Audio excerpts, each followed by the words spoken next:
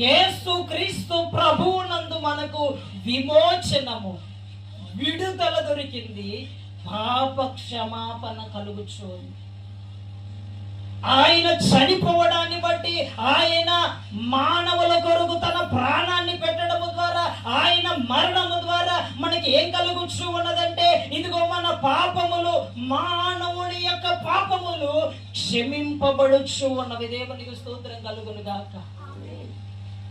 ఎలా క్షమింపబడుచు ఉన్నవంటే, ఏ మానవుడైతే యేసు క్రీస్తు ప్రభు వారిని విశ్వసించి, యేసు ప్రభు వారి మీద నమ్మకము కలిగి, ఆయన నా కొరకు తన ప్రాణము పెట్టాడని విశ్వాసము కలిగి ఎవరైతే ప్రభు సన్నిధికి వచ్చి, ప్రభు సన్నిధిలో పశ్చాత్తాపపడి, ప్రభు సన్నిధిలో గోచాడుకొని, దేవా నేను పాపిని, నా పాపములను క్షమించుమని అడిగితే, ఆయన పరిశుద్ధమైనటువంటి రక్తము నీ మీద ప్రోక్షింపజేసి నిన్ను ఏం చేస్తున్నాడంటే విడుదల కలుగజేస్తూ